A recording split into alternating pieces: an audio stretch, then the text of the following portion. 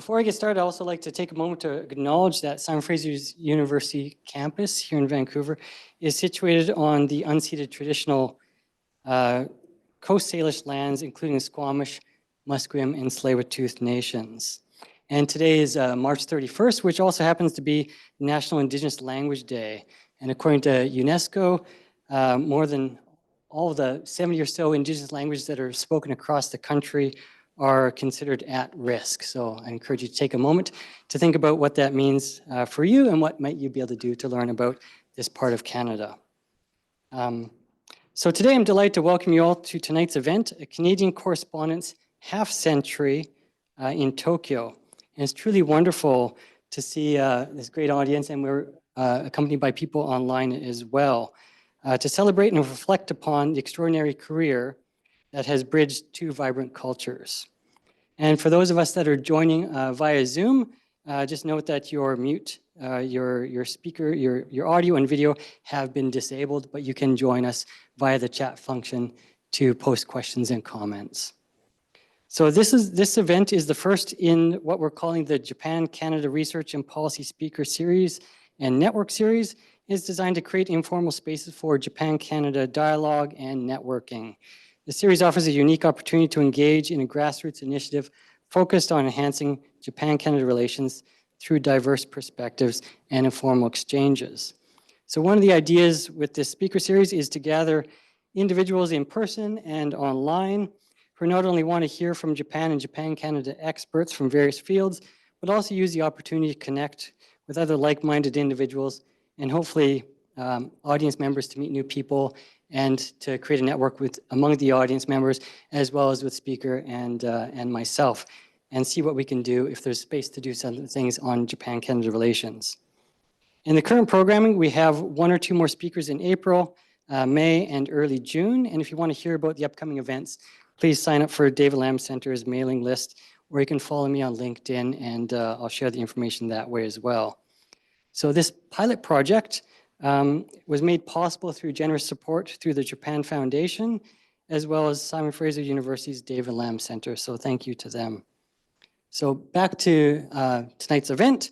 Our esteemed guest this evening, Andrew Horvat, has dedicated over 50 years to reporting from Tokyo, offering invaluable insights into Japan's evolving society, politics, and culture. Through his work, he has not only informed Canadians and international audiences about the nuances of Japanese life, but has also fostered a deeper understanding between our two countries as he transitioned from a journalist to an academic researcher. So tonight we have the unique opportunity to hear firsthand accounts of the challenges and triumphs experienced from over 50 years of journalism and academia in Japan, and we'll explore transformations witnessed, the stories uncovered, and lessons learned along the way. So Andrew Horvat will speak for approximately 30 minutes or so, and followed by what will no doubt be an engaging Q&A session. So without further ado, please join me in welcoming our special guest.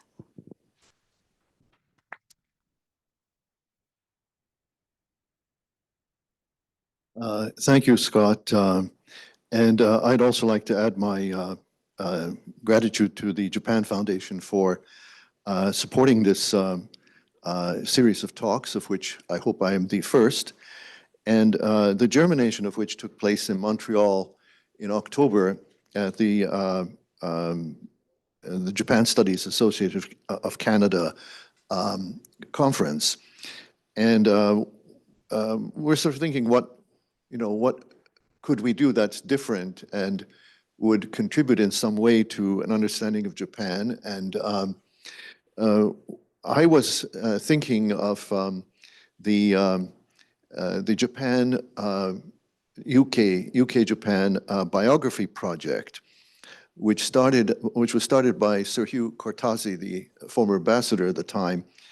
I'm hoping to achieve exactly the same ambitious goal. I believe this project ended about 15 years later with 10 volumes of biographies of important Brits and Japanese. But I am not being entirely serious, only slightly. The reason this was interesting, or the reason I bring this up, is because one of the people who, in fact, the first one I think who was treated was Will Adams, who was the first Englishman to land in Japan in 1600, and who then was transformed into John Blackthorne, the central character of the world's most popular TV series, Shogun, that is Shogun 2. And I think it's rather important to make that distinction. I had a chance to watch the new version of Shogun recently, thanks to the intercession of good friends, and I was absolutely delighted. I was prepared to be horrified because the first version from 1980 was truly cringeworthy. If you knew anything about Japan or Japanese history or even Japanese names, James Clavell, who wrote the original novel, which also became a bestseller in 1975, used expressions that truly put the Japanese language into new light. Tokonoma in the original Shogun is tako nama. And if you know Japanese, tako is octopus and nama is raw. And absolutely everything about that original version was half-cooked. So it got better or worse depending on your view.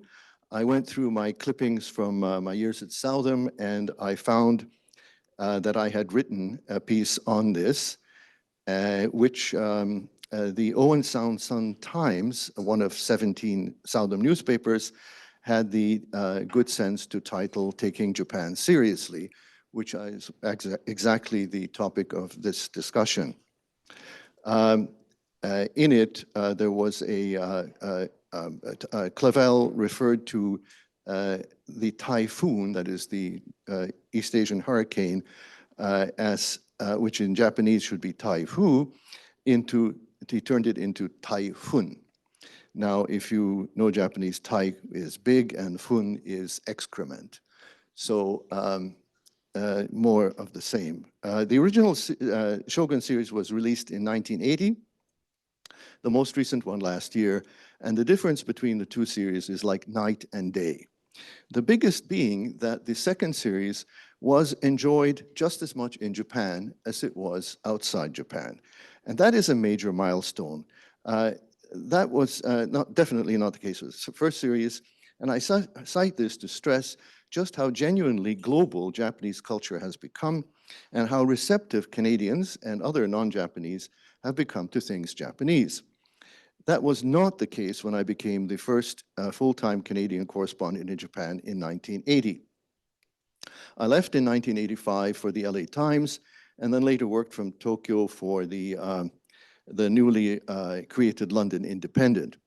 The Globe and Mail had a bureau in Tokyo from 85 to 88, headed by Tom Walcom, who continues to write about Asian affairs from Toronto. Tom Walcom and I have been the only reporters to be based in Tokyo as full-time employees of a Canadian news organization. If I'm wrong, please correct me, but I think I'm on pretty steady ground. Right now, for example, the CBC has a correspondent. CBC doesn't have a correspondent, it has a relationship with NHK in which it sends staff to help NHK with its world service to produce English language broadcasts. And then if they wish to, they can do freelancing from Japan.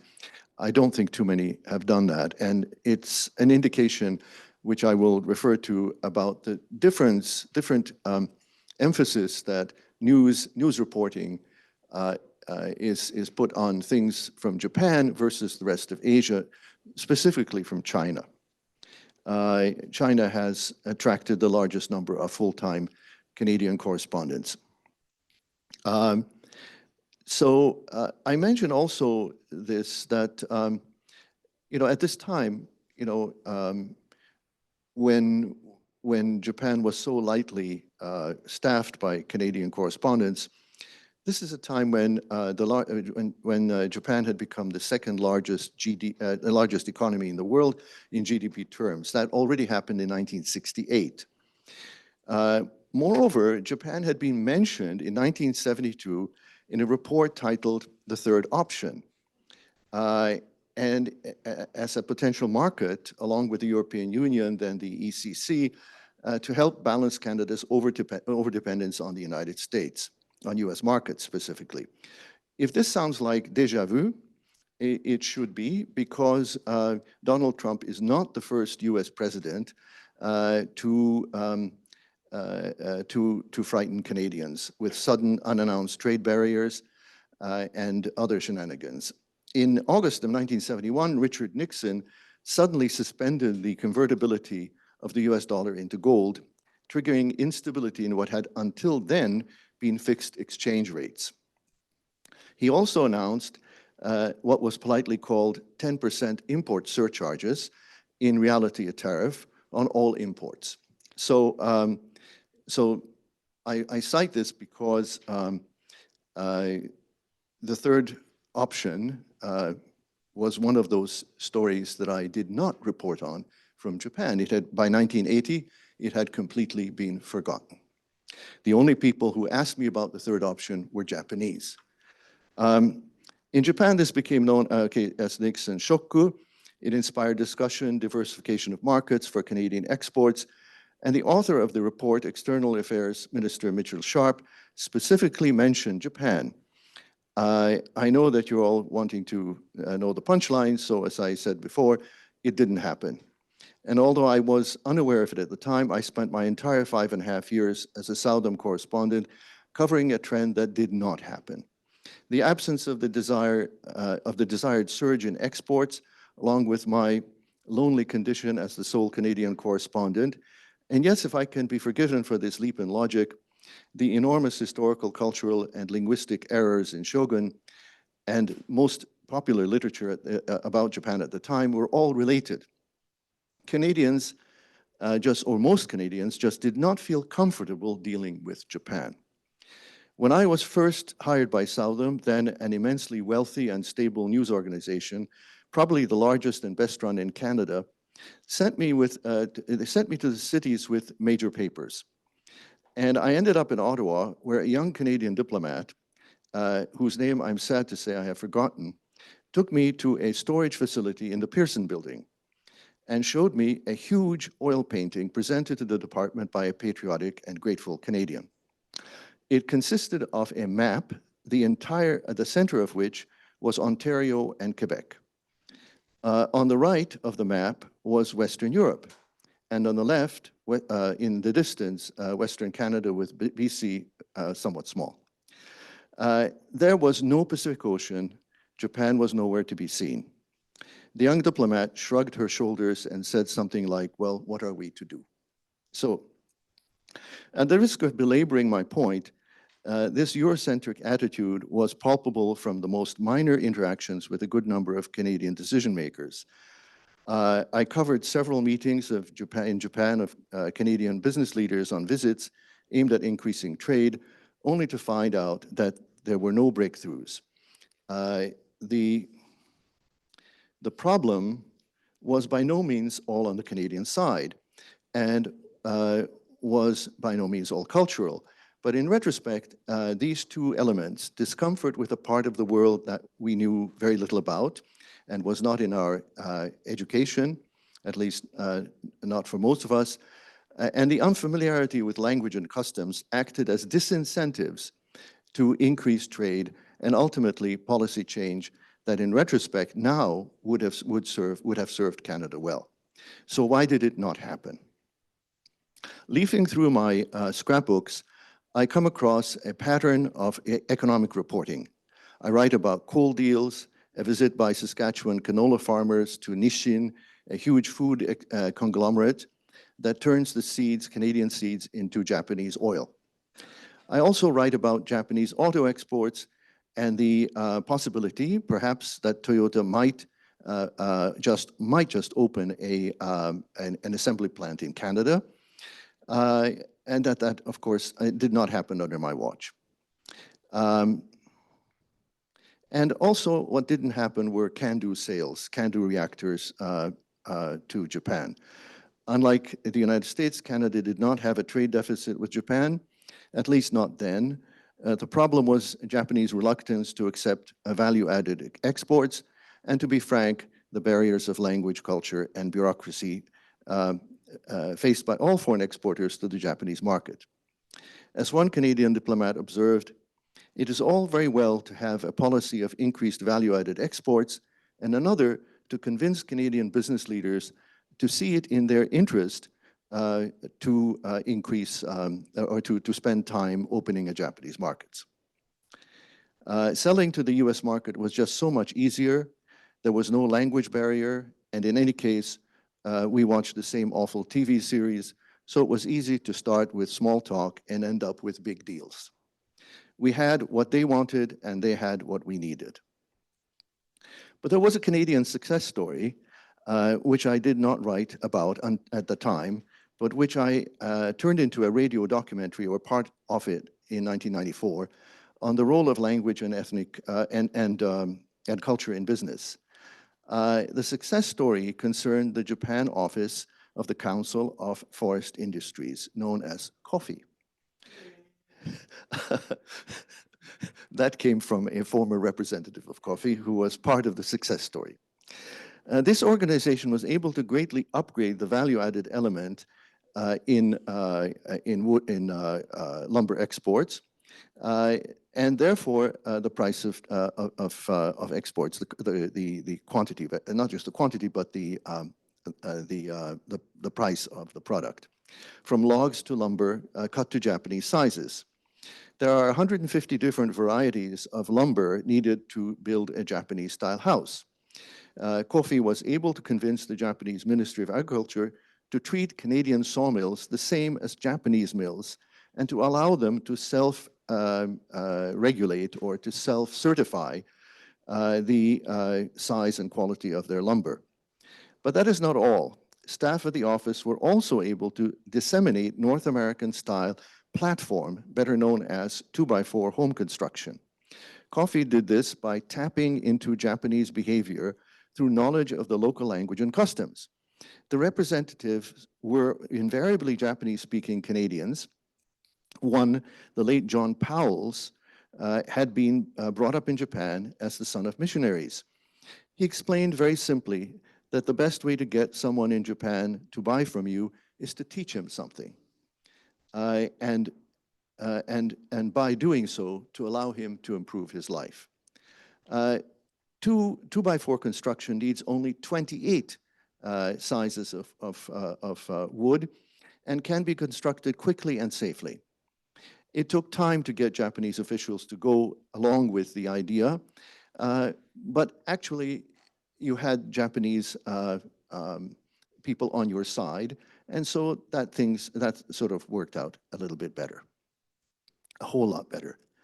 There's something also that needs to be said. Canada's smaller domestic market helped Canadian producers to focus on a foreign market, no matter how challenging it would be to crack. The larger domestic market that our American competitors, American competitors, work to their disadvantage, since it acts as a disincentive to making the additional requirements to expand the market. You can say the same thing about you can say the same thing that you say about Canadian timber, Canadian lumber, that you can about European exports. So that, for example, BMW sells only 20% of its vehicles in Germany. If it only relied on the domestic market, it would probably go bust. So what do you do if you have to sell to another market? You compromise. And BMW is one case. In the documentary I did, there was an Italian machine tool manufacturer which was responsible for quality control of all crankshafts, of all motors, of all Japanese motor manufacturers. And why was this Italian manufacturer able to do this? Because they had a Japanese-speaking Italian representative, they had Japanese-speaking engineers go to absolutely every single factory and actually live near the factory as required by the Japanese companies, and inspect the inspecting machines. This is something that our American friends would not do because it was too much of an additional outlay to do this. The best example, however, was the case of a German shampoo producer, manufacturer, Wella, which found out that the decision to purchase a shampoo is not made by the consumer, but by a secondary distributor who is located in small towns throughout Japan. So the Wella staff discovered that, well, what is it that sells in Japan? There are lots of shampoos, but there aren't a lot of shampoos that can, where the importer can invite you to a concert of German music. So they decided to hold these German classical music productions in Tokyo, and they invited the family members of the secondary wholesalers, and lo and behold, shock and surprise, Beethoven sold shampoos. So the point is this, that you do your homework, you take Japan seriously, and you will sell your product. In the case of, and this is what Ford and GM were unwilling to do, and was not even in their interest to do. Now, where does this put us, that is Canadians? And I think that the answer is that we should follow Coffey's and Wella's example, and that is to take Japanese culture seriously, and to do because it is part of the project.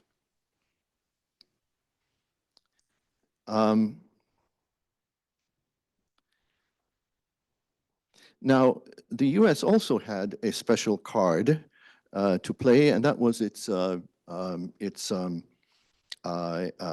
it guaranteed Japanese security. So in other words, the reason I-53 of Japan's functioning nuclear reactors, not that they are functioning now, were all from the United States and not from Canada, has to do with the fact that the United States has a 7th Fleet, and we don't. And we're unlikely to get one. So I became painfully aware, actually delightfully aware, of the US advantage of access a few days after I left Southam and joined the LA Times. I wanted to check a fact with the Ministry of Finance. I called the ministry number and asked my question. In a few seconds, the secretary put me on to another voice, a familiar one, and the answer came in fluent English. Hello, this is Miyazawa. What would you like to know? It was Kiichi Miyazawa, the Minister of Finance, soon to be the Prime Minister.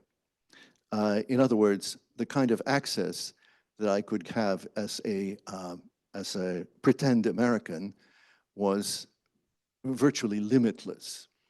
And this is, I think this somehow then takes us to a different area, which is why did our stories, mine and the other correspondents, other Canadian correspondents located in, say, Beijing or Hong Kong, why did our stories from China or from Vietnam or from Cambodia or Sri Lanka get so much better play than from Japan? It's simply because we could feel that we were needed there. And in the case of Japan, well, it was a different relationship. It was a much more potentially equal relationship, but one that required more of an emotional and an intellectual investment. And I say this because the kind of stories that I wrote from China, there were, of course, economic stories, were ultimately human interest. I'm delighted that John Higginbotham, who was a Canadian diplomat in Beijing at the time, the first time I went there. You might correct me if I'm wrong, but I believe that there was a Romeo and Juliet story in Beijing at the time. A French-Canadian anthropologist and an ethnic Mongolian dancer fell in love. And the ethnic Mongolian, a very beautiful lady, began to share an apartment until one day the lady disappeared. It seems that she was abducted by uniformed representatives of the Inner Mongolian Security Agency, the head of which was her father. And this became really for a while the top news, not just for Canada, but I remember also for the Associated Press, my former employer. And eventually it was solved through the intercession of none other than Deng Xiaoping.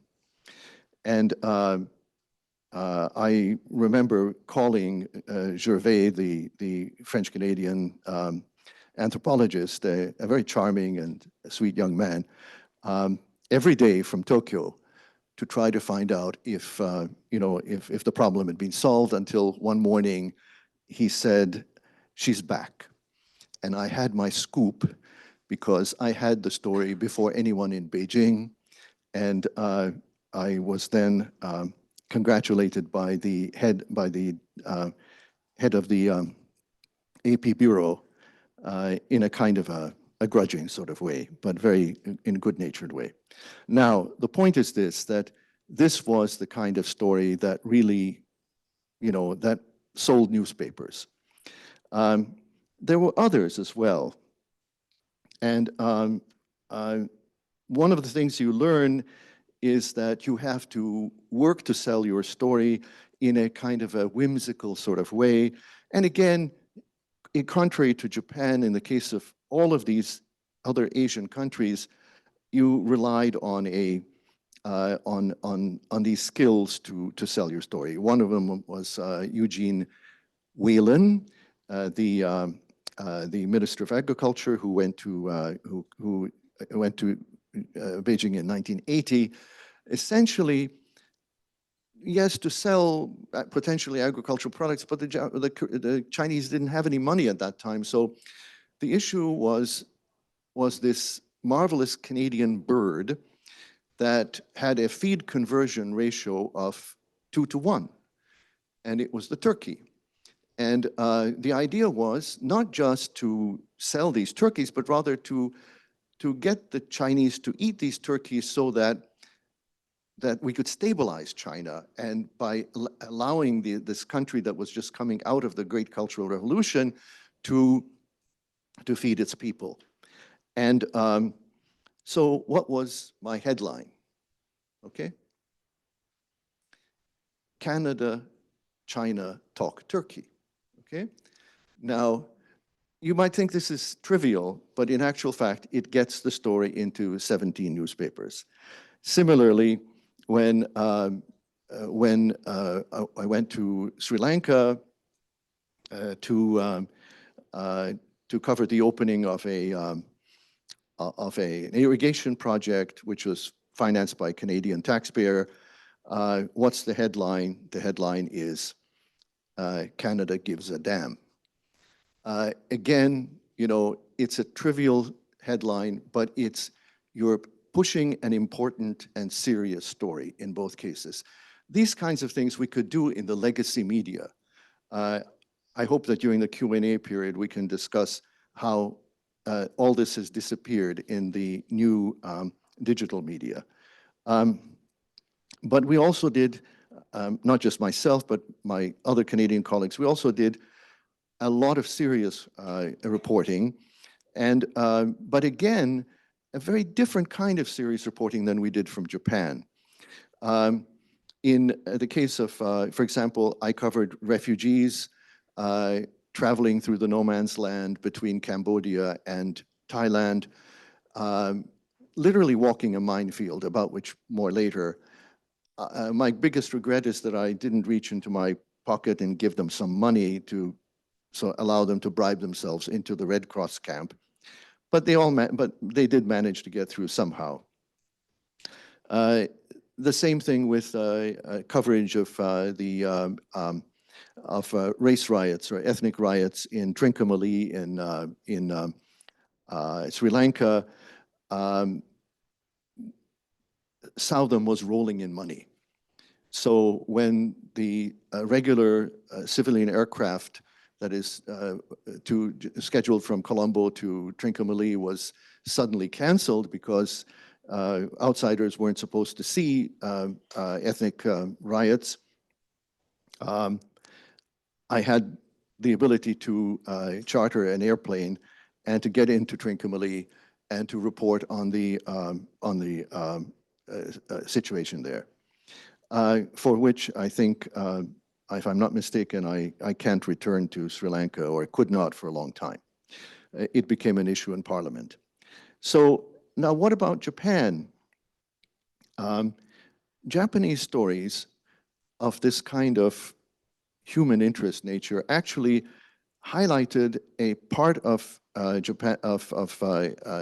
Canada's history that at that time many people wished they could forget, which was the mistreatment of Canadian Japanese during World War II. And I did write a story based on my interviews with Japanese Canadians who had been forcibly returned on the Marine Falcon in 1946. And I found, I mean, this was heartrending. These people had been taken from camps and made to sign a statement that they were loyal Canadians after this mistreatment. If they didn't sign it, they would be scheduled for repatriation to Japan, a country that was a stranger to, was a strange place for all of them. And when I did speak to them, I found some of them. One of them was a very successful businessman, but very full of bitterness about Canada. Another one was not so successful. He had very bitter memories as a young teenager, being sent to a small farm community where he had relatives he had never met before. And he told me that he had named his daughter Kanako, the kana being for Canada. This story, which I wrote, I went through my files, made it into one newspaper out of 17. So, in other words, Japan for Canada, for many Canadians, was difficult and far more challenging, and it didn't seem to merit the attention of young and perhaps not so young executives who wanted to climb the corporate ladder by cracking new export markets and making it to the top. So I have written much more, but I think I would like to stop here because I think we will get to some more interesting and funny things, I hope. Things that will make you smile, laugh, perhaps even cry a little. I certainly cried when I read my own stories about this last particular issue of the deported Canadians. So can we move on to Q&A? Perhaps I think we've done maybe 30 minutes already. Yeah, okay. No. It is undeserved. Okay.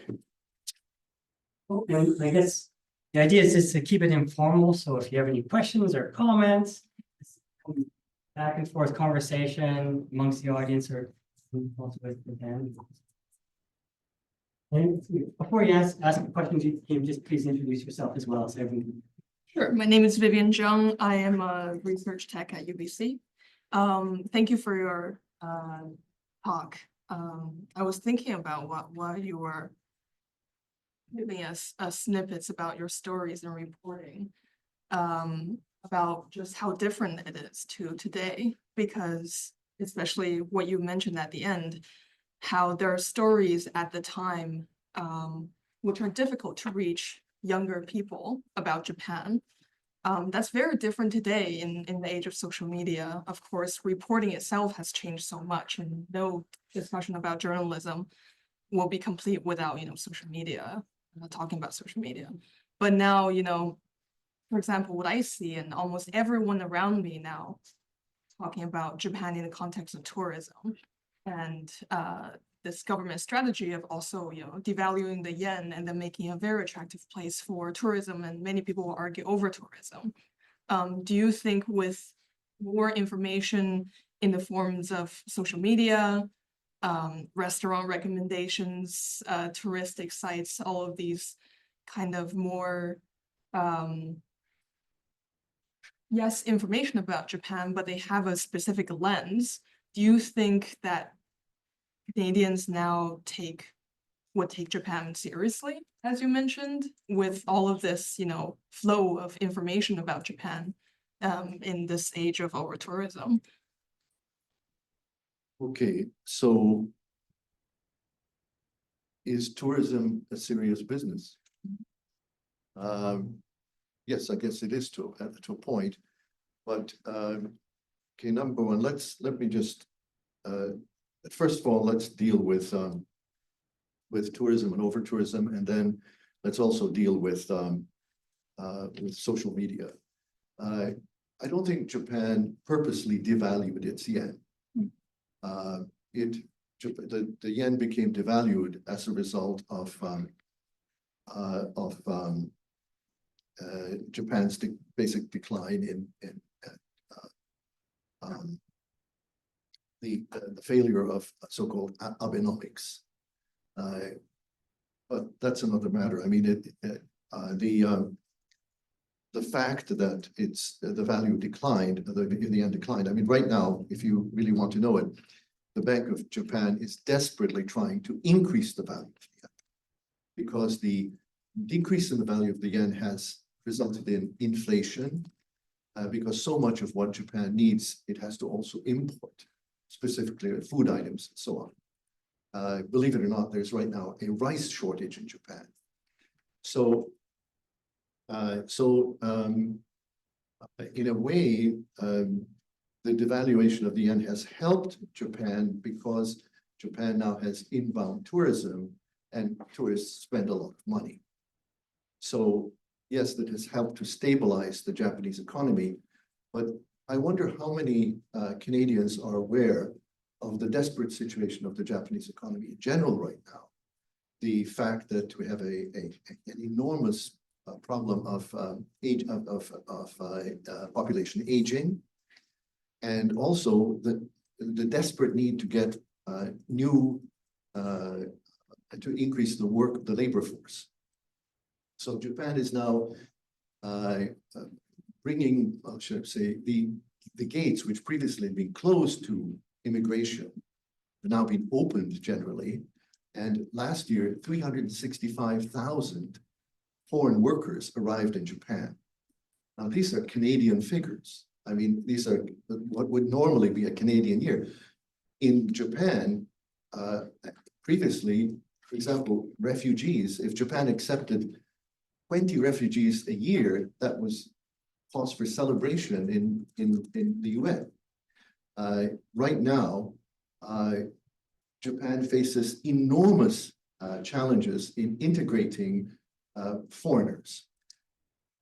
Social media doesn't cover this, okay? These are serious issues, and if you are a serious traveler, as opposed to a tourist who is essentially a consumer of views and tastes, then you really should know this. And if you know these things, even as a tourist, you will get so much more out of Japan, out of any country, any destination.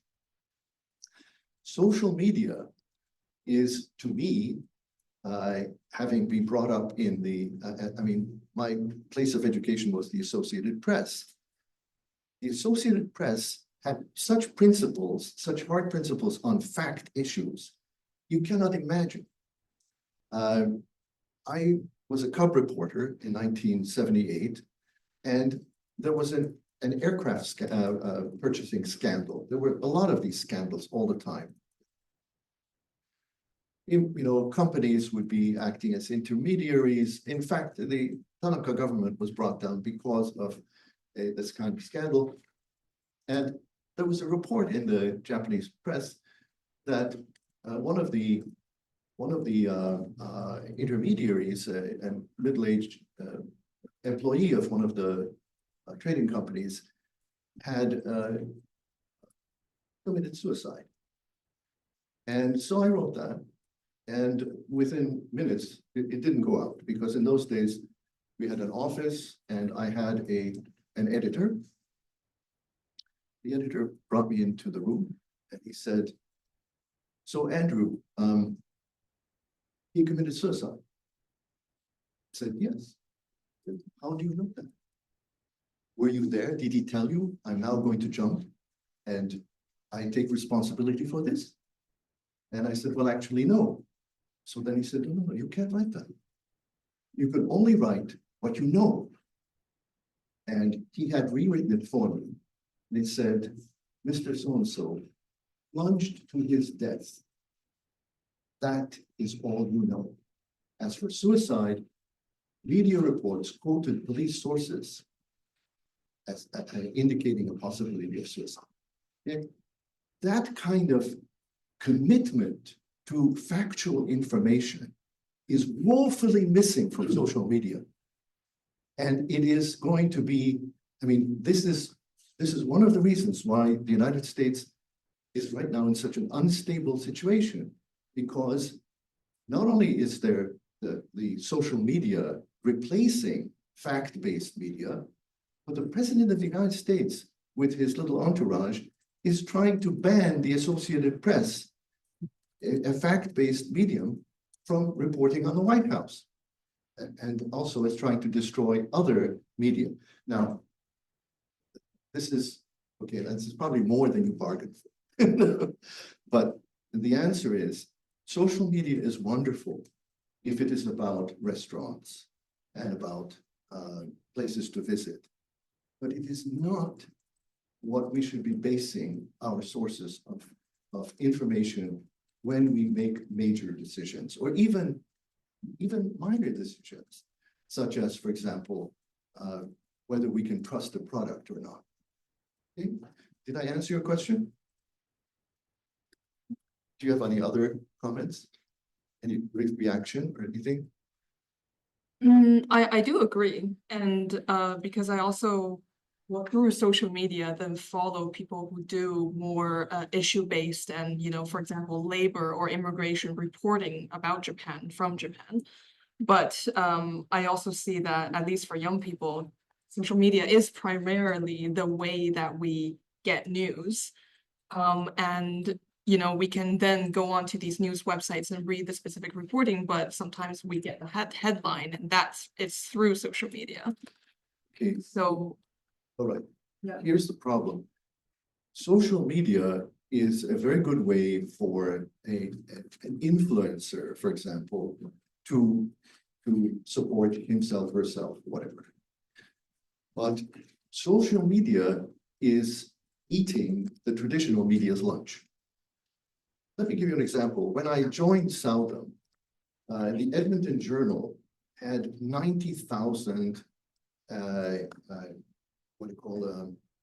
90,000 lines a day in classified ads. Classified ads have disappeared because of Craigslist, right? Those 90,000 lines a day were $1 each, okay?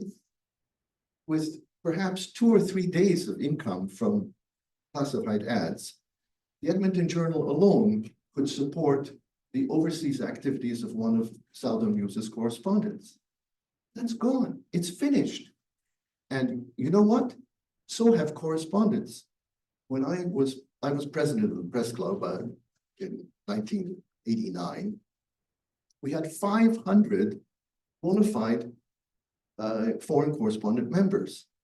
Right now, the press club in Tokyo has 200 bona fide members, right? So it's actually a little bit different because a lot of the work of foreign correspondents is now done by bilingual local reporters, and so it's much more varied. But to give you an idea, the LA Times no longer has a full-time correspondent in Tokyo. When I was working, we had two, all right? So this kind of disciplined reporting, which I just described to you, is finished, it's gone.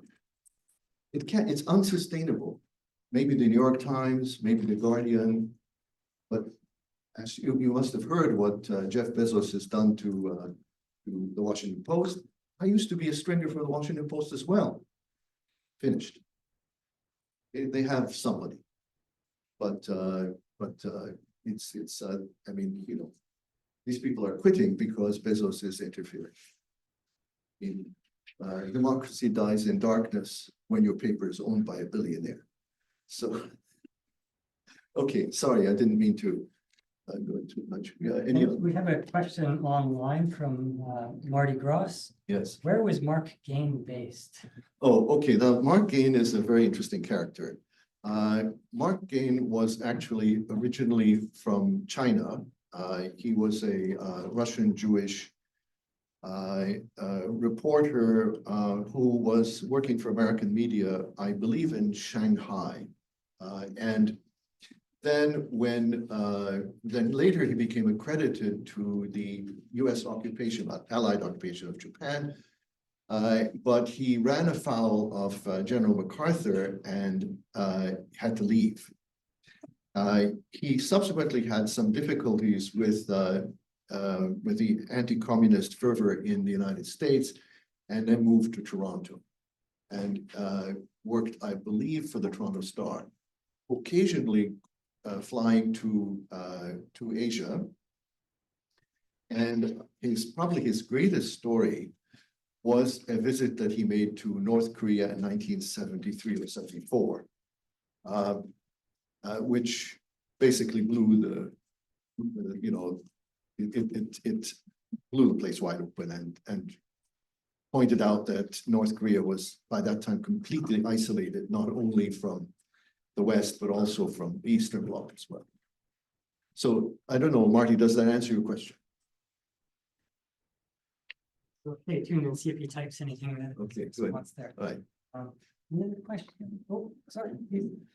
I have a question around the point that, Can you introduce yourself? yeah, I am Aman. I work in BC Public Service, but also research in international affairs. So I was interested to know is that, so Japan has a pacifist constitution, and still has, and the security threats which are emerging in Japan are far more serious now. And the demographics, as you highlighted, it's a big drag or a kind of a big weakness of Japan right now. So within the country, on nuclear issue, on pacifist constitution, on defense spending, do you see, because you have more intricate kind of awareness that, do you see there's a trend where people are kind of rethinking their kind of long held views, and is an awakening or a shift coming, or maybe, but it's not that strong, I just want to know how what's the internal dynamics kind of. Well, the question you asked, I think, would probably require a book with several chapters to answer. So I think you were asking, number one, is that Japan has inherited a constitution which was written by foreigners, correct? So what's the deal? Is there any progress in Japan getting its own constitution? In order to be able to solve security issues, such as, for example, having a real army, navy, air force, and so on. And this is, of course, very significant now because the Trump administration is saying, unless you pay us, we don't protect you, which is not a particularly good deal. And also it misses the shared values element of an alliance. Okay, so now, the answer is that the Japanese constitution, though foreign written, has been preferred by a greater number of Japanese than those that might want a domestically written one. Okay, and the reason for this is that the social and political divisions that stemmed from defeat in other words, Japan suffers from a divided memory. And divided memory. So those who believe that Japan did nothing wrong in World War II, everything was perfectly fine, and Japan did everything that any other country that might have been defeated would have done.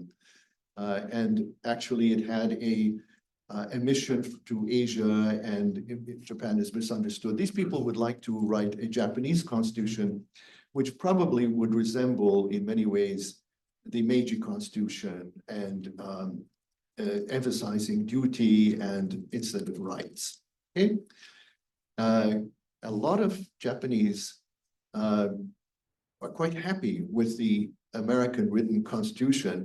Not so much because they like that constitution, but because they're really afraid of what a constitution written by this group might look like. And they have a pretty good idea that it will result in a country that's less pleasant to live in than the one right now. Okay. Now, however, if the United States under President Trump really goes through with the idea of a very transactional arrangement by which you pay and we promise to protect you, and maybe we will.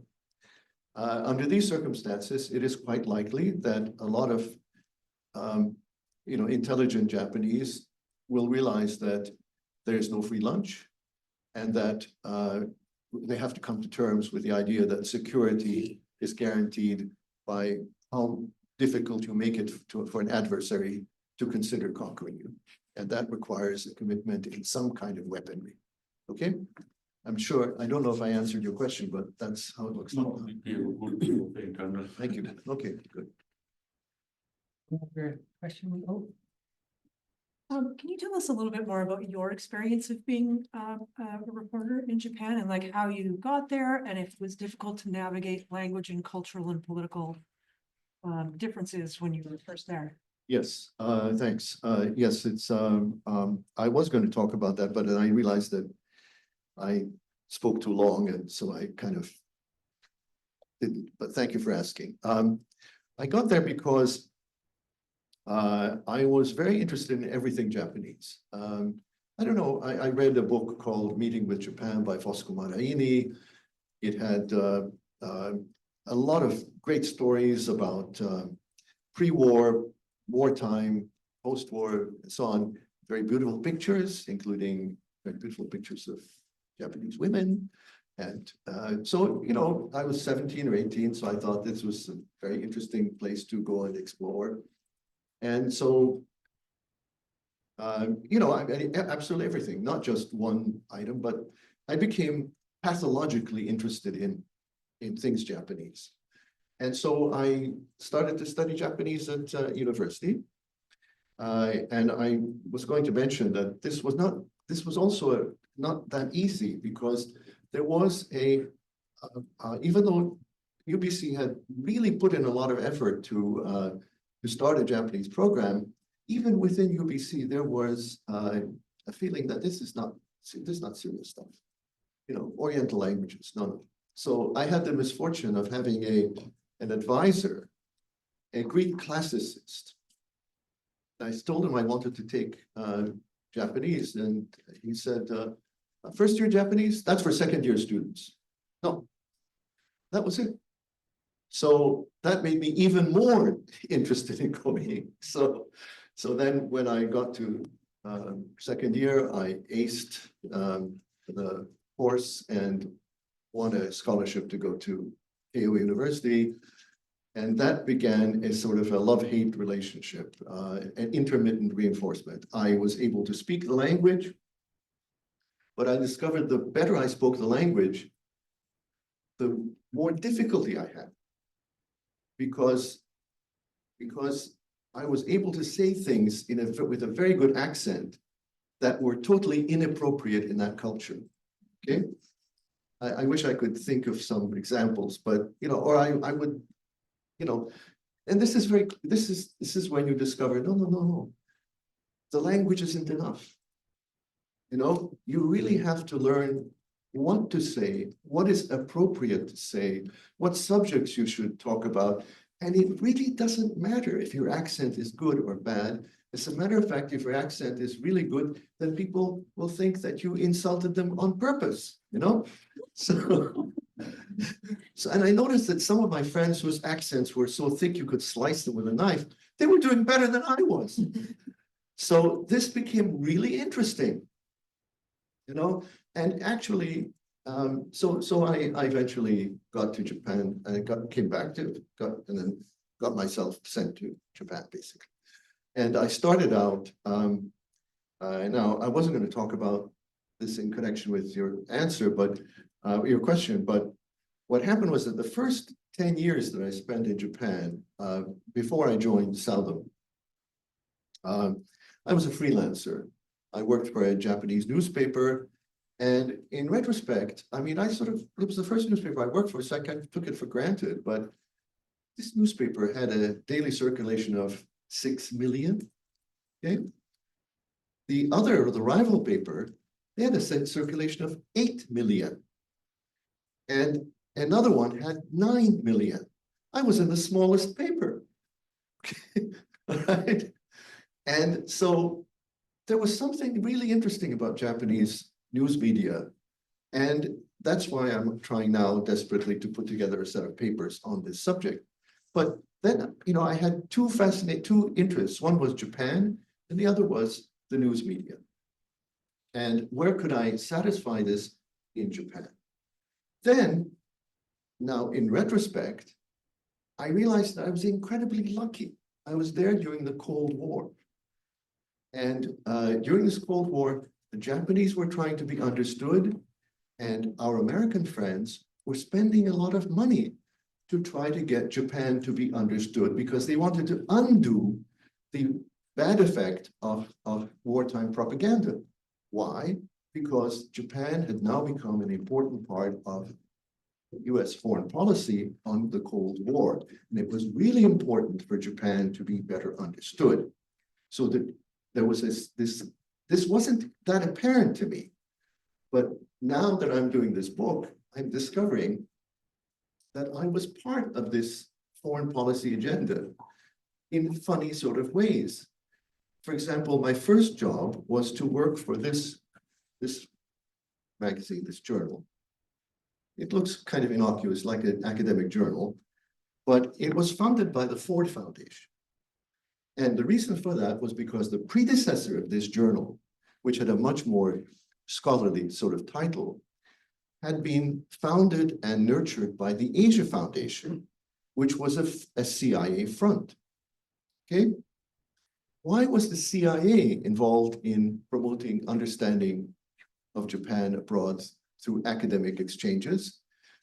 Because during this period, US diplomats couldn't do that because they would be hauled in front of the Committee for Un-American Activities, or they would be promoted to some position somewhere in an unheard of country, or given the opportunity to head the Office of Frozen Disputes or something like that.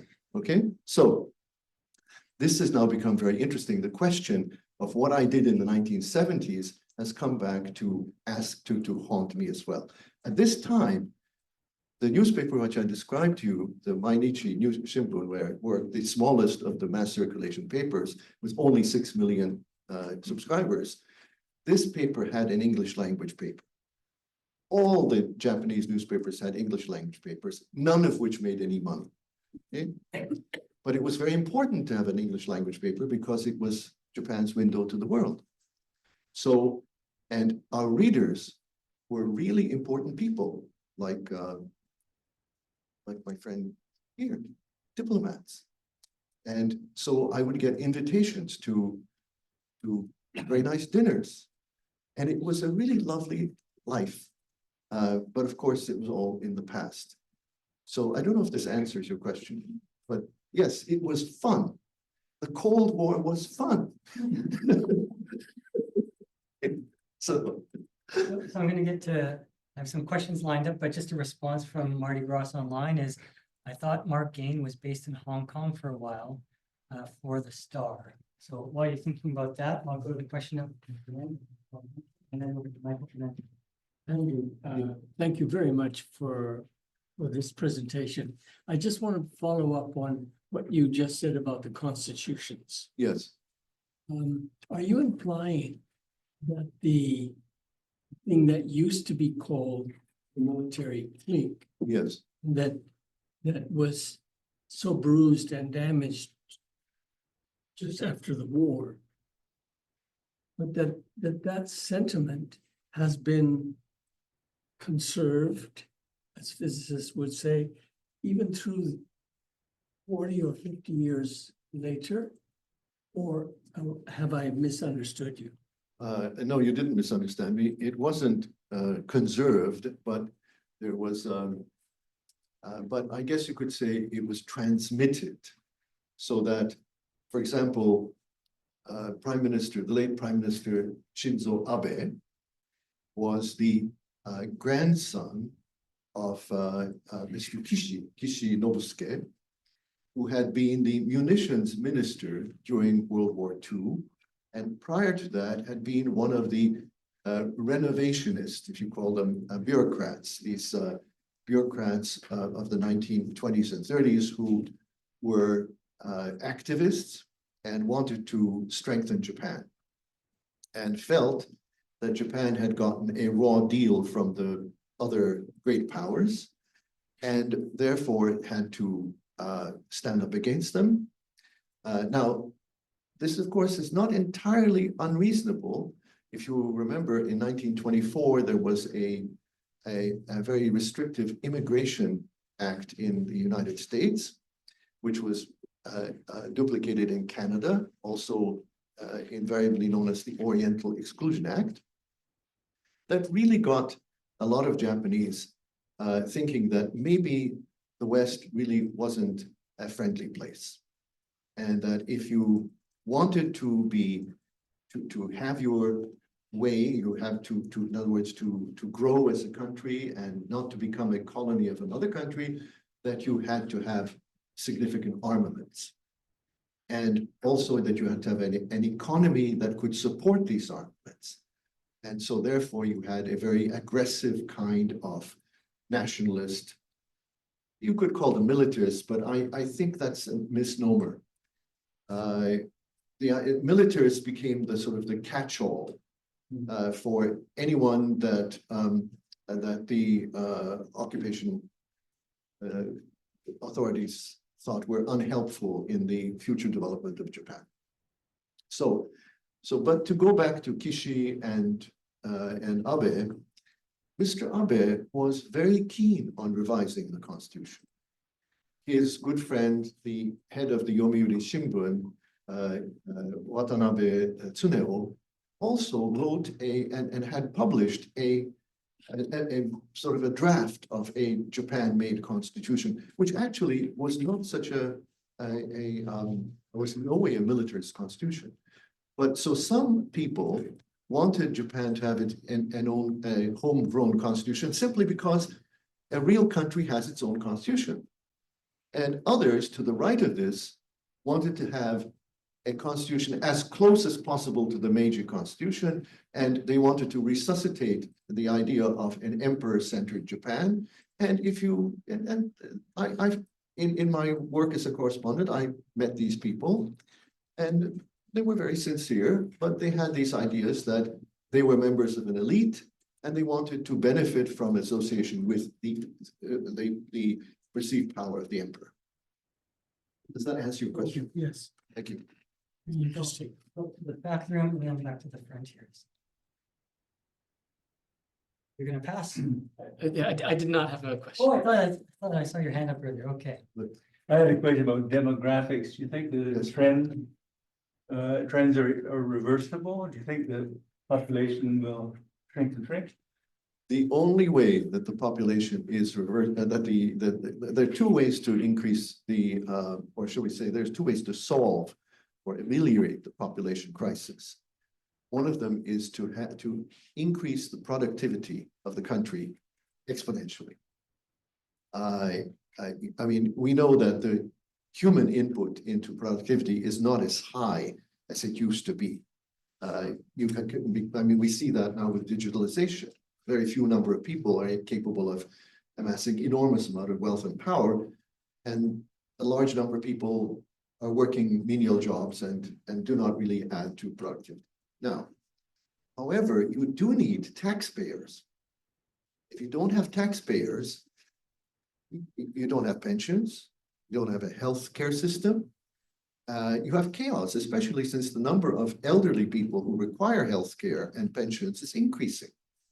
So you do need to import real workers, or you need to get high productivity from companies that are willing to pay corporate taxes, which I'm sure you'll be shocked are not very many in Japan or anywhere else for that matter. So that's the answer. The answer is, but what I'm really heartened by, and I just spoke to my wife about this the other day. I was watching YouTube, and there was a women's 400-meter relay in Japan.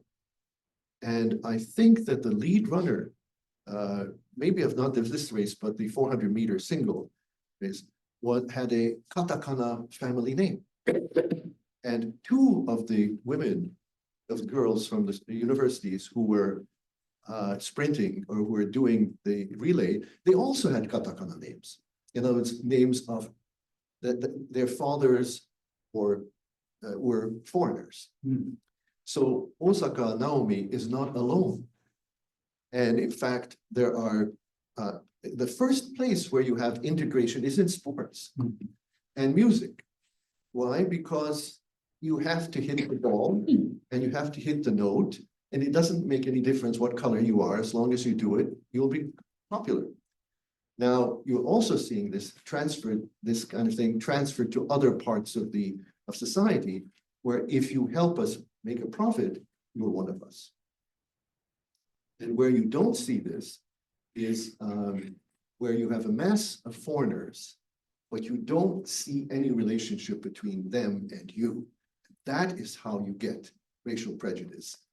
And I'm afraid over-tourism is one of those very dangerous phenomena where if you're not benefiting from tourism, but there's too many foreigners, and hotel prices are now so high you can't afford to take a vacation with your family, you begin to become resentful. So the answer is the demographics have to be solved, but they have to be solved with a high degree of sensitivity. So, what about the falling birth rates? Is that?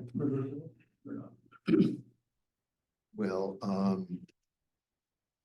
Why are they not falling? they are of course falling, but I think that you cannot reverse that as quickly. In other words, as a remedy to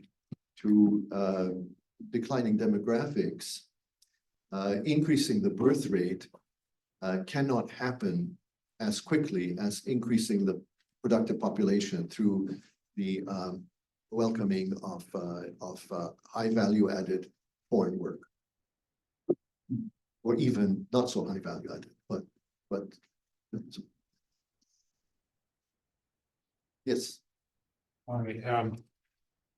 Since Trump has appeared and we're now deeply involved in a war in Central Europe, we're very conscious of these new rules that are being found for allies, and many European countries are increasing their defenses very dramatically.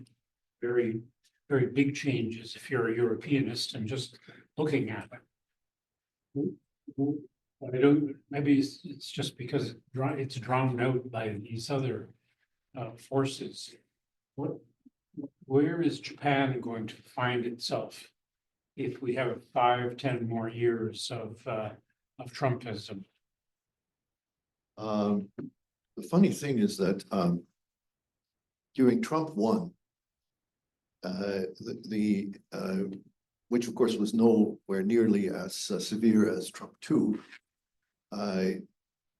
many Japanese in influential positions and even in the media were just so delighted with Abe, Prime Minister Abe's capacity to schmooze with Trump, to appeal to his ego, to go and play golf, and to have access. And I am told that it's worked, even that I understand that Trump occasionally called Abe for advice, if you could,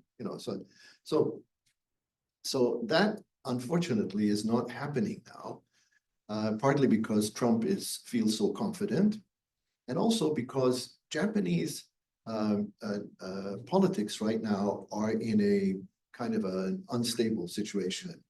Prime Minister Ishiba is facing some backlash from a conservative flank that didn't want him, that don't like him. And the story goes that the reason why Ishiba is in power, is tolerated in the LDP, is because the alternative, a far-right firebrand alternative, is so much more disliked. So where Japan goes in terms of policy vis-a-vis Eastern Europe, one thing to remember is Ishiba, other than being considered a dove and a nice guy, was also the head of the defense agency, Minister of Defense, for several times. So he's a realist. Also, I don't think he's particularly friendly with the former Soviet Union, with Russia, having seen how Putin manipulated Abe and did nothing for him, humiliated him, showing up 4 hours late for a state visit out of spite, basically. Basically, I can do it, I can get away with it. So what direction Japan will take is highly questionable. I also know that, if I'm not mistaken, Ishiba even suggested that Japan join NATO. I think I'm correct in that, but this was seen as unrealistic. So I think the answer is, right now, if Trump really were to be totally transactional and said, okay, I don't care about Taiwan, if China overruns it, that's their business, that would put Japan into a very, very serious crisis. And I wish I had the answer, but I suspect that they would continue to look to Europe, because the Europeans have come forward to be helpful. The Germans, Canadians, Brits have shown up with their fleets. Although right now these fleets are not so significant, I think it's quite possible that they might, given what you've just described, if the Americans pull back, that it might become a very large coalition of the willing that is larger than NATO. That's my suggestion, but I don't know. I think this is much more your field than mine. What do you think? I think we're facing a period of unpredictability and fragmentation in the whole East-West optic, and I'm really very concerned that the instruments we have, like the G7, G8, the informal role of Japan in cooperating with NATO that's been there for decades, are not going to be enough, because it's undermining trust that many nationalities and countries have reposed in the reliability, usually, of the United States to do the right thing. It's plugged into so many aspects of international relations that we're going to see a period of more earthquakes, more reactions from countries. With the United States becoming increasingly involved in pointless exercises of its own kind of nationalism. My my American friends tell me to wait for 2 years for the midterm elections and see what happens. They are incurable optimists. Thank you. We're almost at 6:30, but if someone else has a quick question, a quick answer. We do have one quick question. We talk a lot about everyone needs to take Japan and Japanese culture seriously as part of this relationship. What does that mean today? In 1 minute or less. It would mean following Australia's example, which means teaching not only Japanese but other other Asian languages at an early stage in high schools and perhaps even in junior high, and making students feel that, number one, knowing these languages, knowing these cultures is intrinsically as intellectually stimulating and worthwhile as knowing Western European history, and that it is not just anime and what do you call it, monsters and so on, but that this is real culture. Okay, and that, number one, that knowing these things is important also to stabilize your future economic existence.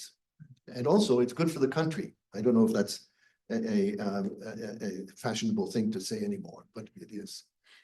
Okay, thank you. Well, please give me a round of applause. Thank you.